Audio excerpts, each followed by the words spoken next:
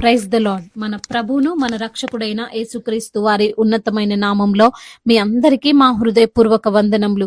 ఈ యొక్క ఆదరణ వాక్యము మీకు దీవెనకరంగా ఉందని నమ్ముతున్నాము. కనీసము ఈ వాక్యమును ఒక 10 మందికైనా షేర్ చేయగలరని దేవుని పెరట మనవి చేసుకుంటున్నాము.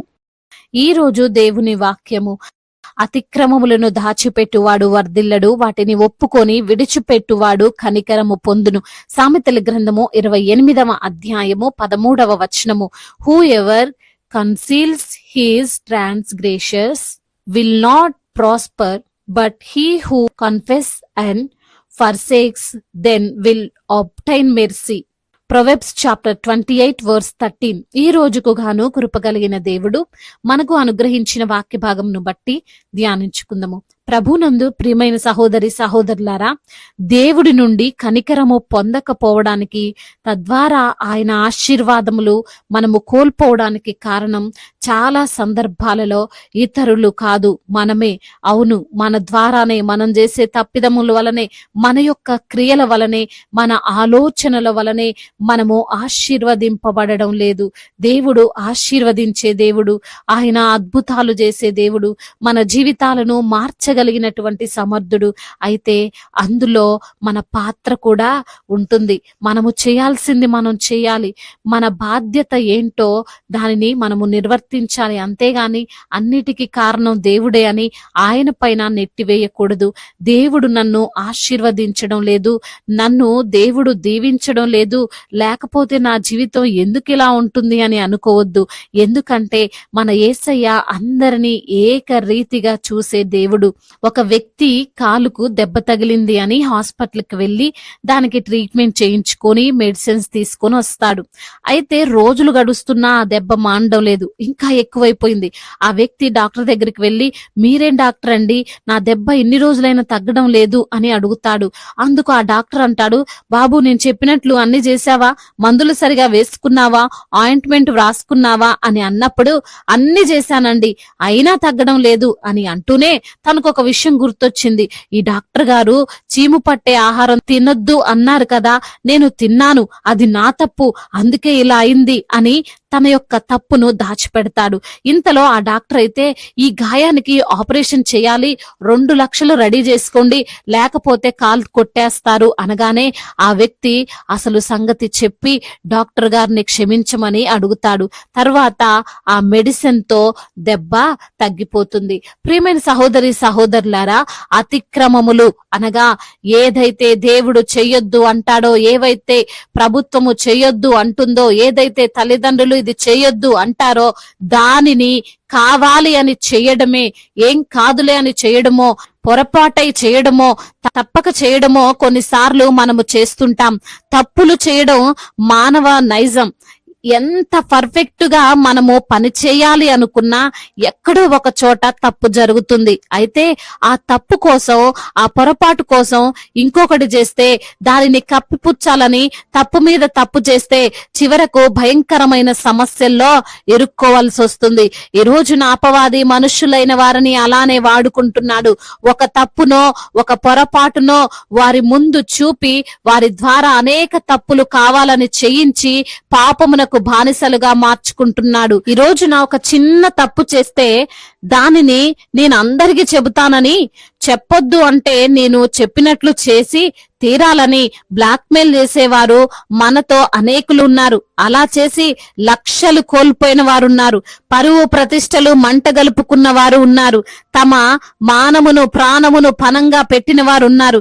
కేవలం ఆ తప్పు కోసం భర్తను, భార్యను, తల్లిదండ్రులను ఇంకా మోసం చేస్తూ జీవిస్తున్న వారు ఉన్నారు. ప్రియమైన సహోదరి సహోదరులారా, ఆ తప్పు వలన, ఆ పొరపాటు వలన మీరు ఇంకా పాపము చేయొద్దు అనేదే దేవుడు ఈ రోజు చెబుతున్నాడు. మీరు ఇంకా ఇంకా నష్టపోవద్దు అనే దేవుడు మాట్లాడుతున్నాడు. అది ఏ తప్పైనా పర్వాలేదు, చిన్నదా పెద్దదా అని ఆలోచించకు. అది మొగ్గగా ఉన్నప్పుడు త్రుంచివేయి. దాని వలన నీ హృదయములో కలవరం ఉంటుంది, భయం ఉంటుంది. ఈ విషయం తెలిస్తే నా పరిస్థితి ఏంటి అని అనుక్షణము కృంగిపోతూ జీవించాల్సి వస్తుంది. శాంతి సమాధానము అస్సలు ఉండదు. అంత మాత్రమే కాదు, అతి పెద్ద నష్టము నీవు చవి చవి చూడాల్సి వస్తుంది. నీ బంధాలు తెగిపోతాయి, నీ జాబు పోతుంది, నిన్ను ప్రేమించిన వారు దూరం అవుతారు, కన్నీరే చివరకు నీకు మిగులుతుంది. కాబట్టి ఇప్పుడే దాన్ని చెప్పు, ఎవరికి చెప్పాలో దానిని వారికి చెప్పు, జరిగినదంతా వివరంగా చెప్పు. వారు ఆ క్షణములో తిట్టినా, అసహించుకున్నా, దూషించినా, బాధపడినా తరువాత తప్పకుండా అర్థం చేసుకుంటారు. నీ నిజాయితీకి నిన్ను మెచ్చుకుంటారు, నీపైన తప్పకుండా కనికరపడతారు. కాబట్టి తప్పు మీద తప్పు చేయక దానిని ఒప్పుకొని విడిచిపెట్టు, సంతోషంగా జీవించు. దేవుడు ఈ మాటలను దీవించి మన హృదయములో ఫలింప చేయునుగాక. వాక్య భాగమును బట్టి ప్రార్థించుకుందాము. ప్రతి ఒక్కరు కూడా ప్రార్థనలో ఏకీభవించగలరు. ప్రార్థన. మహాశక్తి సంపన్నుడా, మహోన్నతుడా, కృపా కనికరములు కలిగిన దేవా, జీవాధిపతి, మీకు స్తోత్రాలు చెల్లిస్తున్నాం ప్రభా. ఈ రోజున నా తండ్రి అయా వాక్యము ద్వారా మీరు తండ్రి అయా మాతో మాట్లాడారు ప్రభా. అయా తప్పు వెంబడి తప్పు చేసుకుంటూ ప్రభా అయా మరే తండ్రి అత్యంత ఘోరమైనటువంటి పాపాలు చేస్తూ ఉన్న వారిని తండ్రి హెచ్చరించారు ప్రభా, సరి చేశారు, బలపరిచారు. అందును బట్టి మీకు స్తోత్రాలు అయ్యా. ఈ రోజున ఎందరైతే బిడ్డలు మరి ప్రభా అయా దేనికైతే బానిసలైపోయారో, దేని నుండైతే తండ్రి బయటపడలేక ఉన్నారో ప్రభా, అటి హృదయాన్ని వారిలో నుంచి తీసివేసి నా ప్రభా వారి యొక్క అతిక్రమములను మీ ఎదుట ఒప్పుకొని విడిచిపెట్టి మీ యొక్క కనికరమును పొందుకోవడానికి సహాయము చేయండి తండ్రి. అయా మరి తండ్రి గడిచిన నెలంతయు కూడా ప్రభా నవంబర్ మాసం అంతా కూడా మీరు మమ్మల్ని కాచి కాపాడారు. మరి యొక్క నూతనమైనటువంటి అయా డిసెంబర్ నెలలోనికి మమ్మల్ని తండ్రి తీసుకొని వచ్చారు. అందును బట్టి మిమ్మల్ని ఎంతగానో స్తుతిస్తున్నాము తండ్రి. ఈ రోజున ఎందరైతే బిడ్డలు ఏ సమస్యల్లో ఉన్నారో, ఇరుకులతో ఇబ్బందులతో ఉన్నారో, అనారోగ్య సమస్యలతో కృంగిపోతున్నారో, వారికి వచ్చిన రోగాన్ని బట్టి దిగులు చెందుతున్నారో, ప్రతి బిడ్డను మీరు తాకండి, వారికి సంపూర్ణమైన ఆరోగ్యమును దయచేయండి, మీరే వారిని స్వస్థపరచండి. అదే విధంగా నా ప్రభువా ఎందరైతే బిడ్డలు ఆర్థికంగా చితికిపోయి ఉన్నారో, అప్పుల భారాలతో కృంగిపోయి ఉన్నారో, వారిని మీరు లేవనెత్తండి. అప్పు తీసుకునే వారిగా కాదు గాని అప్పు ఇచ్చే బిడ్డలుగా వారిని ఆశీర్వదించండి. అదే విధంగా నా ప్రభువా కుటుంబాలలో శాంతి లేక, సమాధానము లేక, ఒకరంటే ఒకరికి పడక, మరి తండ్రి అనుమానాలతో, మరి తండ్రి నిందలతో ఉంటున్నటువంటి కుటుంబాలను తండ్రి మీరు జ్ఞాపకం చేసుకోండి. వారి మధ్య సమాధానాన్ని విస్తరింప చేయమని వేడుకుంటున్నాం ప్రభా. అయా మరి తండ్రి గర్భఫలము లేక బాధపడుతున్నటువంటి బిడ్డలను మీరు జ్ఞాపకం చేసుకొని వారికి గర్భఫలాన్ని దయచేయండి. గర్భిణీ స్త్రీలను మీరు జ్ఞాపకం చేసుకోండి, వారికి మీ శక్తిని, మీ బలాన్ని దయచేయండి ప్రభా. ఇప్పుడే పుట్టిన చంటి బిడ్డలను కూడా మీరు జ్ఞాపకం చేసుకోండి ప్రభా. వారికి మంచి ఆరోగ్యమును దయచేయమని వేడుకుంటున్నాం.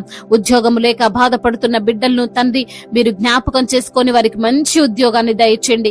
ఇంటర్వ్యూలకి తండ్రి వారు సెలెక్ట్ అవునట్లుగా కృప చూపించండి. కాంపిటేటివ్ ఎగ్జామ్స్ రాస్తుండగా ప్రభా మీ జ్ఞానము చేత వారిని నింపండి నా ప్రభా. అదే విధంగా వ్యాపారాలు చేసుకుంటున్న వారిని దీవించండి, చేతి పని చేసుకున్న వారిని ఆశీర్వదించండి. నిశ్చయముగా నీ చేతుల కష్టార్జితం నీవు అనుభవించదవన్న వాగ్దానము వారి జీవితంలో మీరు నెరవేర్చమని వేడుకుంటున్నాం ప్రభా.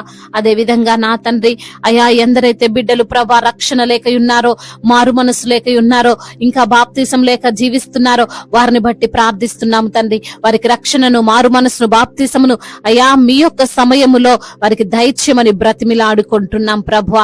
అయా అధికారులందరికీ మీరు తోడుగా ఉండండి. సమయోచితమైన జ్ఞానమును, వివేచనను వారికి దయచేయమని వేడుకుంటున్నాం ప్రభా. ఆ యొక్క భారతదేశమును మీరు దీవించండి. సమాధాన దేశముగా అయా తండ్రి ఎటువంటి తారతమ్యాలు, విభేదాలు లేనటువంటి దేశముగా మా భారతదేశాన్ని మీరు ఆశీర్వదించమని వేడుకుంటున్నాం ప్రభా. అదే విధంగా నా తండ్రి దైవజనులందరికీ మీరు తోడుగా ఉండండి. సువార్థికులను మీరు బలపరచండి. అనేక ఆత్మలను తండ్రి రక్షించేటువంటి భాగ్యాన్ని దయచేయండి తండ్రి. మిషనరీస్ ని దీవించండి. వారు చేస్తున్న ఆ యొక్క మిషనరీని తండ్రి మీరే జ్ఞాపకం చేసుకొని నా ప్రభా ఆ యొక్క పని అంతటిలో మీరే తోడుగా ఉండండి. అదే విధంగా నా దేవా ఎందరైతే బిడ్డలు ప్రభా విరిగి నలిగిన హృదయముతో ఉన్నారో ప్రభా, ప్రతి బిడ్డను తండ్రి మీరు జ్ఞాపకం చేసుకొని వారికి తండ్రి సంతోషమును, సమాధానాన్ని అనుగ్రహించమని బ్రతిమిలాడుకుంటున్నాం. అయ్యా ఇతర దేశాల్లో ఉంటున్న ప్రతి బిడ్డకు మీరు తోడై ఉండండి. వారిని మీరు బలపరచండి. వారి యొక్క చేతుల కష్టార్జితాన్ని ఆశీర్వదించండి. ఒంటరిగా ఉంటుండగా మీ సన్నిధిని వారితో ఉంచండి. భయపడకము, దిగులు పడకము, నేను నీకు సహాయము చేస్తానంటున్నావు ప్రభా. అట్టి వాగ్దానము వారికి మీరు దయచేయండి. మీరే వారిని ధైర్యపరుస్తూ బలపరుస్తూ రమ్మని వేడుకుంటూ తండ్రి ఇంతవరకు చేసిన ప్రార్థనంతటిని మీ పాద సన్నిధిన చేర్చుకోమని మానాథుడు సర్వశక్తిమంతుడు సజీవుడు బలవంతుడైన యేసుక్రీస్తు వారి ఉన్నతమైన శక్తి కలిగిన నామములో ఈ ప్రార్థనను అడిగి వేడుకొని పొందుకొని ఉన్నాము మా ప్రియ పరలోకపు తండ్రి. ఆమేన్. ఈ రోజు పెళ్లి రోజు మరియు పుట్టినరోజు జరుపుకున్న వారందరినీ దేవుడు దీవించి సకల మేలులతో ఆశీర్వాదములతో కృపాక్షేమములతో మెండైన దీవెనలతో దేవుడు మిమ్మల్ని నింపును గాక.